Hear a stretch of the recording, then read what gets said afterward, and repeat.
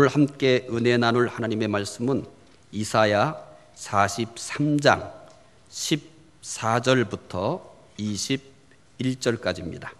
구약성경 1020쪽 또는 1021쪽입니다. 이사야 43장 14절부터 21절, 구약성경 1020쪽 또는 1021쪽에 있는 말씀입니다. 말씀 함께 읽겠습니다. 너희의 구속자여 이스라엘의 거룩한 이 여호와가 말하노라. 너희를 위하여 내가 바벨론에 사람을 보내어 모든 갈대아 사람에게 자기들이 연락하던 배를 타고 도망하여 내려가게 하리라. 나는 여호와 너희의 거룩한 이요 이스라엘의 창조자여 너희의 왕이니라.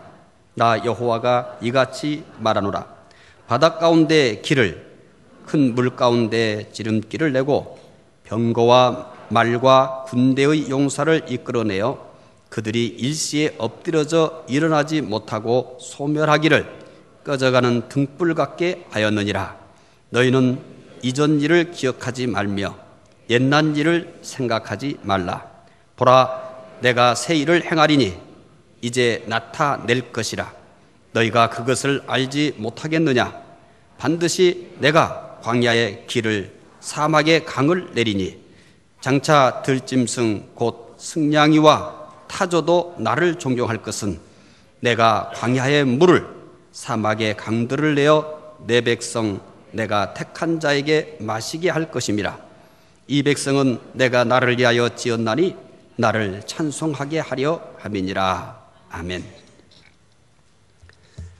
오늘 하나님께 예배드리기에 주일 예배 참석하신 여러분들에게 하나님의 은혜와 평강이 함께 하시기를 바랍니다. 과거는 무엇일까요? 여러분은 과거를 어떻게 생각하십니까? 그리고 그 과거를 어떻게 다루고 있습니까? 셰익스피어는 폭풍우라는 작품에서 과거에 대해 이렇게 말을 합니다. 과거는 서막에 불과하다. 과거는 서막에 불과하다. 예수님께서도 과거에 대한 말씀을 하셨습니다. 예수님 당시에는 포도주를 통이 아닌 가죽 부대에 저장을 하였습니다. 동물 가죽을 충분히 말려서 포도주를 저장하는 용기로 사용을 했습니다. 새 가죽 부대는 부드럽고 유연성이 있습니다. 하지만 이 가죽 부대가 오래될수록 딱딱하게 굳어서 탄력이 떨어집니다. 그래서 낡은 가죽 부대에 새 포도주를 넣으면 결국 이 포도주가 발효되면서 이 부대를 팽창시키기 때문에 신축성이 떨어진 이 낡은 가죽 부대는 결국 터져서 못 쓰게 됩니다. 낡은 가죽 부대만 못 쓰게 되는 것이 아니라 그 안에 들어있던 새 포도주마저도 결국은 못 쓰게 되는 것입니다. 예수님은 가죽 부대를 예를 들어서 과거에 대한 교훈을 합니다. 과거와 현재 어떤 관계인가? 과거는 어떻게 처리해야 되고 그리고 현재와 미래는 어떻게 처리해야 될 것인가라고 하는 것을 이 새 포도주를 담는 부대에 대한 설명을 통해서 우리에게 교훈해 주고 있습니다. 마태복음 9장 17절 말씀이 바로 그 내용입니다. 함께 읽어보겠습니다. 새 포도주를 낡은 가죽 부대에 넣지 아니하나니 그렇게 하면 부대가 터져 포도주도 쏟아지고 부대도 버리게 됩니다. 새 포도주는 새 부대에 넣어야 둘이 다 보존되느니라. 낡은 가죽 부대는 과거를 의미합니다. 새 부대와 새 포도주는 새로운 것을 의미합니다. 결국 전체적 의미는 과거의 것에다가 새 것을 담을 수 없다는 것입니다. 과거가 아름다워도 또는 과거가 아무리 실망스러워도 과거는 지나간 시간일 뿐입니다. 과거가 현재를 보장하지 못합니다. 과거가 미래를 보장하지 못합니다. 과거와 현재 그리고 과거와 미래는 시간적으로나 내용적으로 전혀 다르기 때문입니다. 과거는 절대 집착할 대상이 아닙니다. 과거에 집착하면 미래로 나갈 수가 없습니다. 이사야 43장 18절, 오늘 본문의 말씀이죠. 이 본문의 말씀은 우리들에게 과거에 대한 교훈을 해주고 있습니다. 과거에 대해서 어떤 교훈을 할까요? 이사야 43장 18절 말씀을 함께 읽으시면서 과거에 대해 어떻게 우리는 처리하며 살아야 될 것인지에 대한 깨달음을 얻게 되기를 바랍니다. 함께 읽어보겠습니다. 너희는 이전 일을 기억하지 말며 옛날 일을 생각하지 말라. 하나님은 이스라엘 백성들에게 이런 교훈을 합니다. 이전 일을 기억하지 말라. 옛날 일을 생각하지 말라. 사실 이전 일이나 옛날 일은 다 똑같은 말씀입니다. 그런데 의도적으로 하나님께서 이사야 선지자를 통해서 이렇게 기록하게 한 겁니다. 어떤 의도가 있을까요? 이전 일을 기억하지 말라. 또 옛날 일을 생각하지 말라. 강조하고 있는 거죠. 하나님은 이스라엘 백성들에게 이전 일을 기억하지 말라고 합니다. 옛적 일을 생각하지 말라고 합니다. 한마디로 표현하면 과거를 잊어버리라는 것입니다. 물론 여러분들이 이 말씀만 보면은 평이하게 생각하는지 모릅니다. 이제 이 말씀을 중심으로 이전에 있는 절들을 살펴보고 이후에 있는 절들을 살펴보면은 결국 놀라운 교훈들을 깨닫게 될 겁니다. 자, 이제 우리는 18절에서 이전 일을 생각하지 말라. 옛날 일을, 이전 일을 기억하지 말라. 옛날 일을 생각하지 말라. 이렇게 얘기했습니다. 우리는 이 말씀만 보면 늘상 들어왔던 그런 부류의 하나가 아닌가 이렇게 생각할 수 있습니다. 그런데 하나님께서 이스라엘 백성들에게 이전 일을 기억하지 말며 옛날 일을 생각하지 말라고 단순한 교훈을 하고 있는 것은 아닙니다.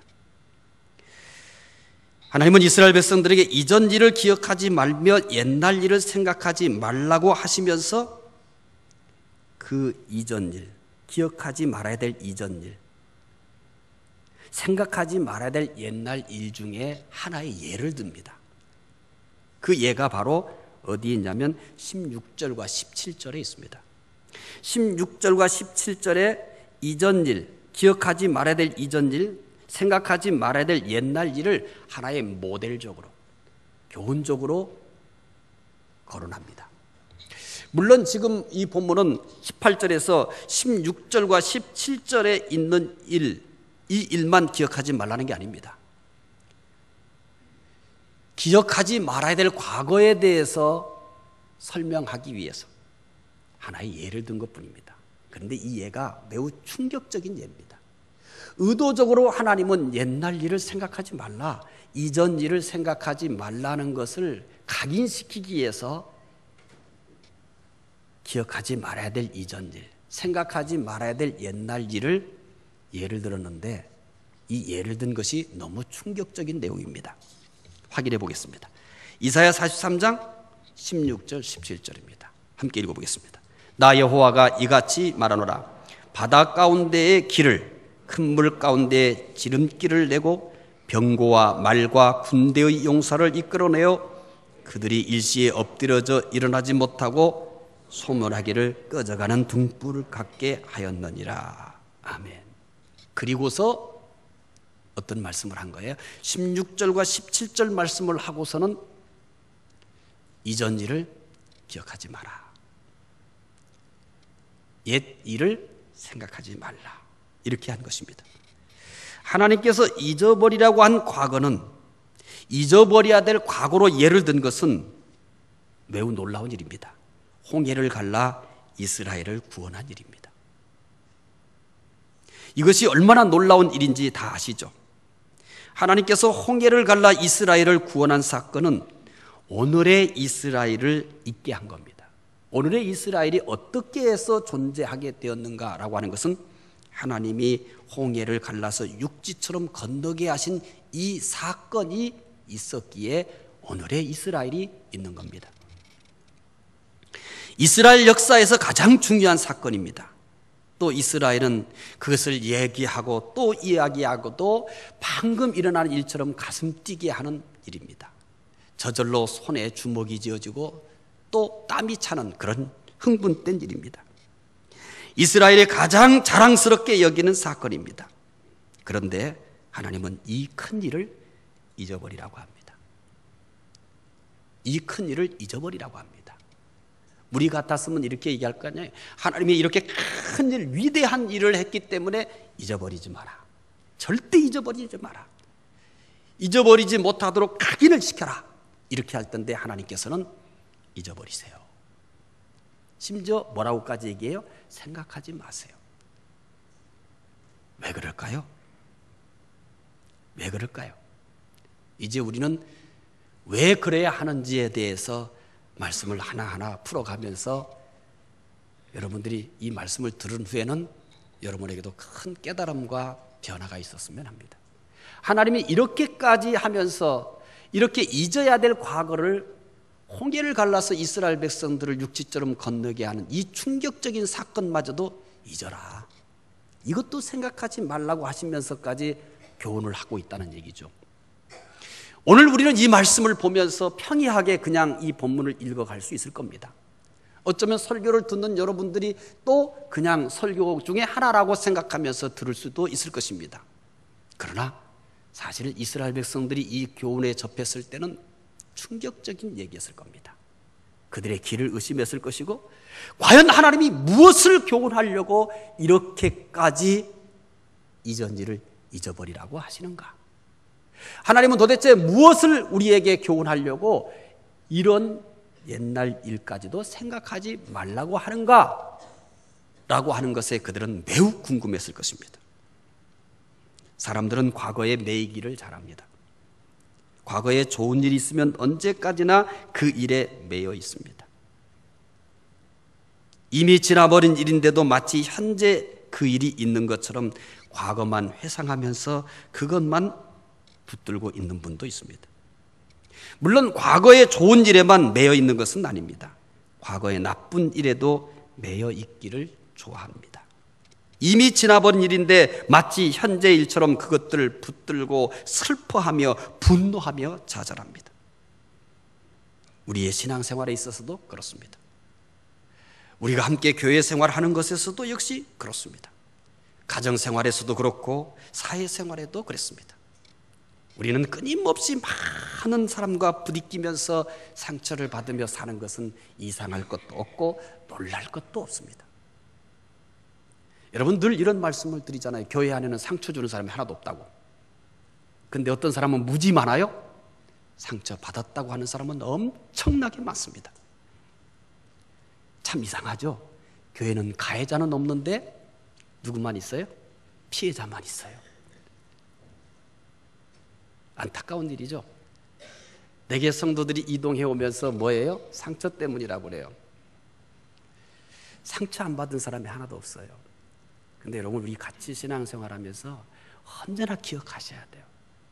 어쩌면 내가 상처를 입은 것보다요 더 많이 상처를 주며 살았는지도 모릅니다. 사실 이것을 저울에 달아본다면 나는 자신 있게 내가 상처 받은 것보다 내가 상처 준 것보다 상처 받은 게 더 많다 자신 있게 말 못합니다. 자신 있게 말 못해요. 그래서 우리 성숙한 크리스찬들은 내가 상처받은 것에 집착하지 말고 하나님 내가 혹시라도 상처 준 건 없나요? 우리 아이들에게 상처 준 건 없나요? 같이 신앙생활하면서 우리 성도들에게 상처 준 것은 없나요? 이런 고민을 하며 살아야 합니다. 죄송합니다만 이제 저도 나이가 이렇게 들어가잖아요. 물론 저만 들어가는 건 아니에요. 젊은 친구들도 들어가요. 오늘 한 해 또 들어갔잖아요. 들어가면서 생각나는 건 막 자꾸 생각이 쌓여가는 것은 뭐냐면 내가 이렇게 하면 더 잘할 수 있었을 텐데 내가 이렇게 했더라면 우리 성도들이 좀 더 기뻤을 텐데 잘한 것은 없고요 잘못한 것만 자꾸 쌓여가요. 왜 내가 그렇게 했을까? 이렇게 했으면 교회가 훨씬 더 행복했을 텐데, 이렇게 했으면 그때 성도들이 훨씬 더 얼굴이 밝을 수 있었을 텐데, 이런 생각이 참 더 많이 들어가요. 나이가 들어가면서 생각나는 것은 옛날에는 잘한 줄 알았더니 지나 보니까 뭐예요? 지극히 못난 짓을 한 거야. 세월이 지나놓고 보니까 내가 잘한 줄 알았는데 지나놓고 보면 너무 못난 짓을 한 거예요. 그래서 세월이 갈수록 뭐밖에 느껴지는 것이 없냐면 진짜 너 못났다. 어쩌면 그렇게도 사람을 많이 아프게 했니? 너는 사람들을 아프게 하기 위해서 목사 됐니? 이런 많은 가슴 아픈 그런 생각들이 들어갑니다. 사랑하는 성도 여러분, 우리 같이 신앙생활하면서 나 상처받았다고 울분을 토하는 성도가 하나도 없었으면 좋겠어요. 우리는 모두가 다 내가 상처 준 것 때문에 아파했으면 좋겠어요. 목사님 저를 찾아오는데 누군가가 고민해요?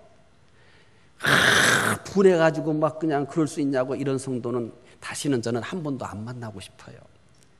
이런 성도들을 많이 접했으면 좋겠어요. 목사님 어떻게 하면 좋아요? 어떻게 하면 좋아요? 아무래도 제가 누군가를 실망시킨 것 같아요. 어떻게 하죠? 내가 이렇게 했는데 아무래도 누군가가 상처를 받은 것만 같아요. 이런 성도들을 저는 많이 만났으면 좋겠어요. 그럼 우리 교회 된 거예요. 상처 줬다고 하는 사람이 많고 상처 준 것 때문에 가슴 앓이를 하는 성도가 많을 때 교회는 끝난 거예요. 그런데 아직도 가끔씩 들려오는 소식들을 보면은 가슴 아파요. 그런데 가만히 이렇게 들러보면은, 생각해 보면은, 사실 따지고 보면은 자기가 상처를 받은 것보다 남에게 상처를 준 것이 훨씬 더 많게 보이는구만. 저 양반은 왜 저럴까? 속으로 이런 생각을 해요. 속으로 이런 계산을 한단 말이에요. 그러니까 아직도 저는 속물근성을 다 빼내지 못한 거예요. 누군가가 막 상처받았다고 팔팔 뛰고 입에 거품을 정말인가? 그의 행적을 살펴보는 거죠. 계산을 해보는 거죠. 아직 저는요, 속물근성이 남아있으니까 아직은 계산을 해요. 그러니까 뭐 하지 말라고요? 나 상처받았다고 하지 말라고요. 저 사람 때문에 힘들어했던 사람이 더 많은데 내가 봤을 때는 왜 저 사람은 상처받았다고 저렇게 팔팔 뛸까? 이런 생각을 해봐요.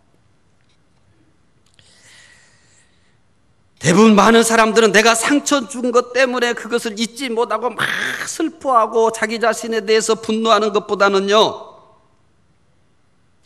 자기가 상처받고 손해받았다는 것 때문에 슬퍼하며 분노하며 좌절합니다. 사람이 이처럼 너무 자주 과거의 포로가 됩니다. 과거의 포로가 되면 현실을 잊어버립니다. 현실만 잃어버리는 것이 아닙니다. 미래까지도 잃어버리게 됩니다. 그러나 하나님은 다릅니다. 하나님은 과거만 붙들고 있는 분이 아니에요. 저는 하나님이 너무 좋아요. 여러분도 좋은지 잘 모르겠지만 너무 좋아요. 별로 안 좋은 것 같아요. 여러분은? 나만 좋은 것 같아요? 나는 하나님이 너무 좋아요. 하나님이요, 내 죄를 자신의 등 뒤에다 던져버린대요. 기억도 안 한대요. 나는 내가 기억하고 있는 잘못이 있거든요. 근데 그분은 뭐라고 얘기하는지 아세요? 너는 왜 내가 기억하지 않는 것을 너는 왜 기억하고 슬퍼하니? 등 뒤로 던져버린대요. 기억도 안 한대요. 동이 서에서 먼 것처럼 그렇게 우리의 죄를 버리신대요. 하나님께서 우리들이 우리에게 조금 슬프게 한 거나 우리에게 조금 상처를 준 것을 잊지 않고 막 기억하는 것처럼요, 하나님이 내가 하나님에게 섭섭한 것을 기억한다면 어떻게 하시려고요? 그런 생각 안 해보셨나요? 여러분이 혹시라도 섭섭한 일 때문에, 속상한 것 때문에, 손해본 것 때문에 막 기억하고 막 이를 갈고 있을 때요, 하나님 생각 한 번만 해보세요. 예, 네가 그 사람 때문에 그렇게 속상하니? 나는 너 때문에 속상한 일을 더 많이 경험했는데 나는 등 뒤로 던져버렸다? 나는 기억하고 있지 않아? 동과 서가 만날 수 없지 않니? 그렇게 나는 영원히 너의 모든 잘못된 것들을 버렸어. 이렇게 말씀하시는 하나님을 한 번쯤 묵상해 보시는 것은 어떨까요? 하나님은 달라요. 그래서 난 하나님이 너무 좋아요. 나와 다르기 때문에 너무 좋아요. 사람들과 다르기 때문에 너무 좋아요. 하나님은 과거만을 붙들고 있는 분은 아닙니다. 오히려 오늘 본문에서 바다를 갈라 건너게 하신 그 놀라운 일마저도 그의 백성들에게 뭐라고 말해요? 잊어버려라. 생각하지 말라고 하십니다. 하나님은 과거보다 오늘, 과거보다 내일을 더 중요하시기 때문입니다. 이 진리를 참 잘 깨달은 분이 하나 있어요. 바울이에요. 참 바울은 이 진리에 대해서 가장 깊이 있는 깨달음을 가진 분이에요. 물론 사도이기 때문에 그렇습니다만은, 그러나 그가 쓴 서신들을 보거나 그의 고백들을 보면은 그는 진리를 가장 정확하게 깊이 깨달은 분이라고 말할 수밖에 없습니다. 바울이 빌립보 교회에 보낸 편지에서도 우리는 그런 내용을 발견할 수 있어요. 빌립보서 3장 13절의 내용을 함께 읽어보겠습니다. 형제들아, 나는 아직 내가 잡은 줄로 여기지 아니하고 오직 한 일, 즉 뒤에 있는 것은 잊어버리고 앞에 있는 것을 잡으려. 대단하죠. 내가 바울이라면 내가 한 일을 잊어버릴까요? 끊임없이 사람들이 듣기 싫어하거나 말거나 뭐 하겠어요? 끊임없이 얘기할 거예요. 끊임없이. 얼마나 많은 일을 했나요? 얼마나 위대한 일을 했나요? 사람들이 모두가 다 깜짝 놀라고 존경할 수밖에 없는 위대한 일들, 거룩한 일들, 아름다운 일들을 바울은 정말 많이 했습니다. 그런데 이렇게 말합니다. 오직 한 일, 뒤에 있는 것은 잊어버리고 앞에 있는 것을 잡으려고 쫓아간다고 말합니다. 우리는 자꾸 여러분들이 말씀을 들을 때마다 우리의 삶의 현실 속에서 만나는 다양한 문제들에 대해서 성경적 가치관을 가지고 해결할 수 있는 능력을 키워야 합니다.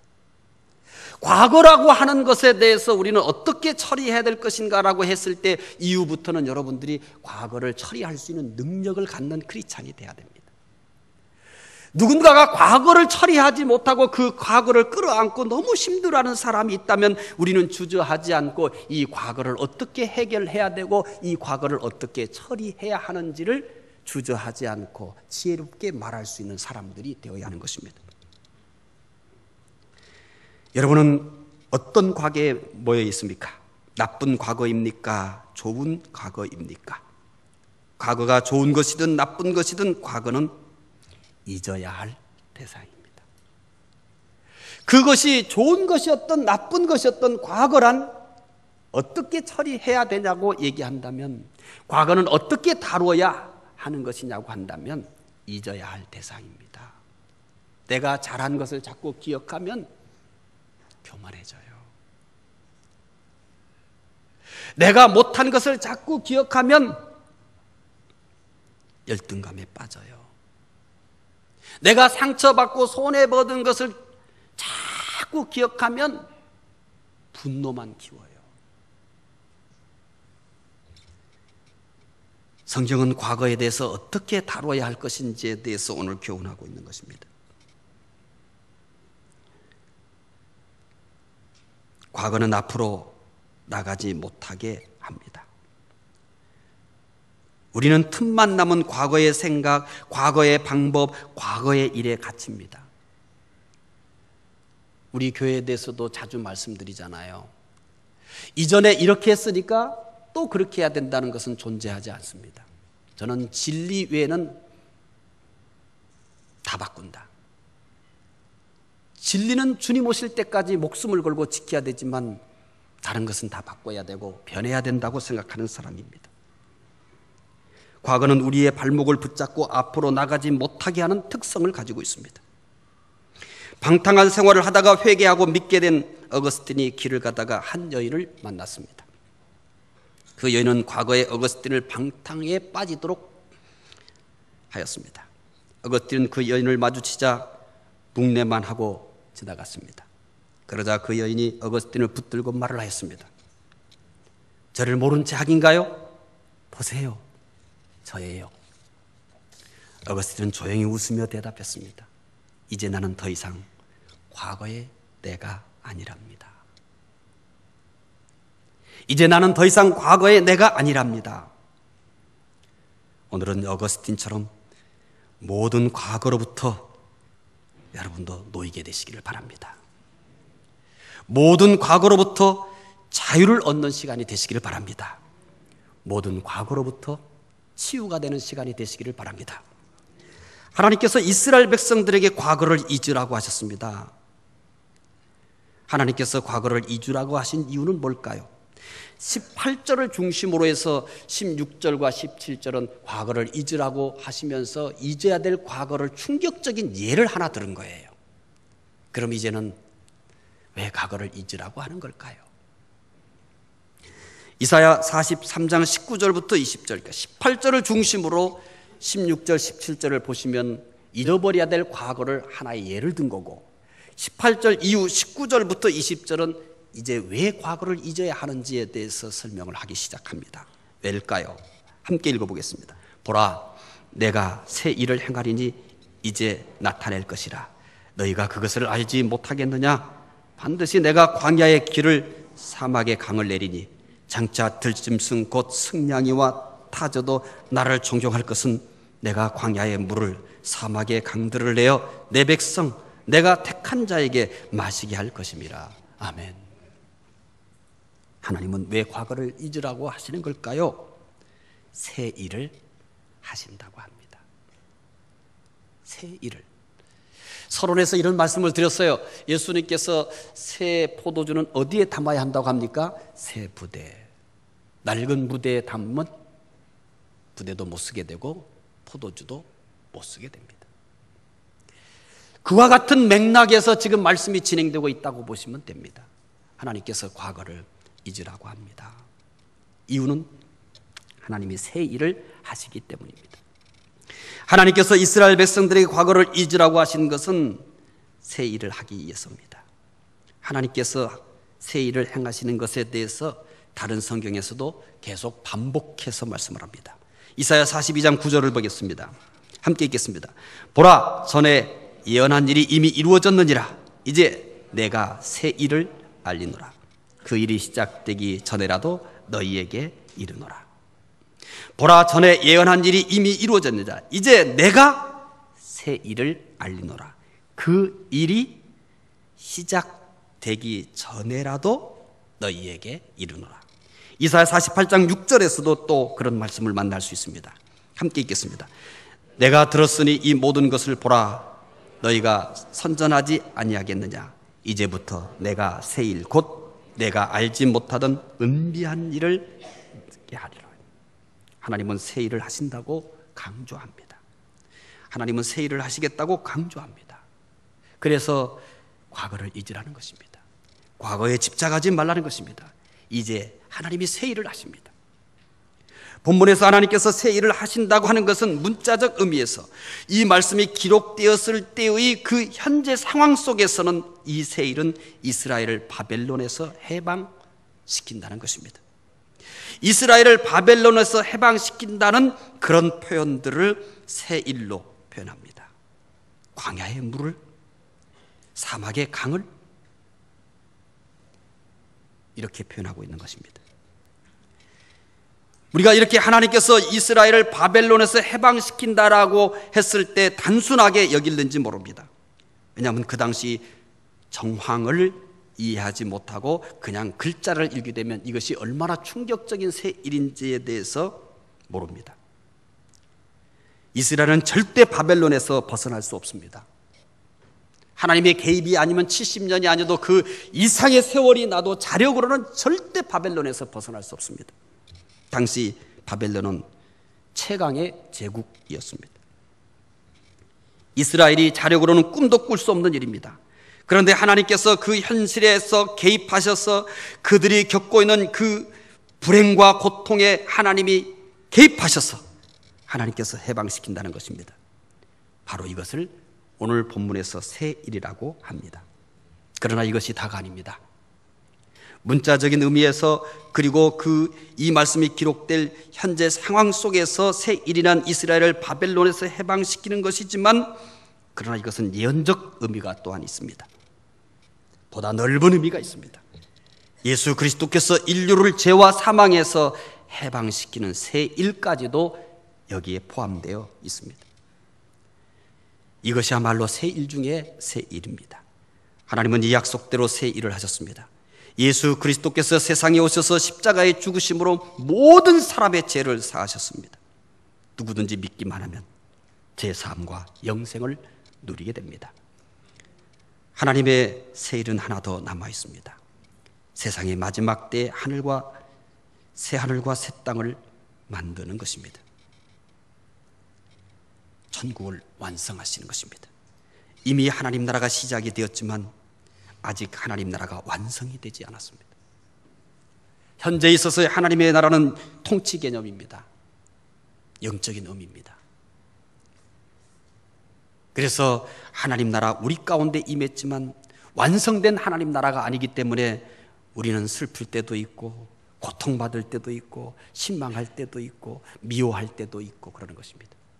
이미 하나님 나라가 이루어졌지만 아직 완성되지 않은 하나님 나라로 인하여 우리는 어쩔 수 없이 이런 현재 상황들을 경험하며 살 수밖에 없습니다.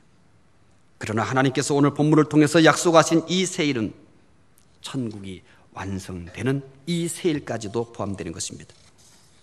하나님은 세상 마지막 때까지 세일을 하실 것입니다.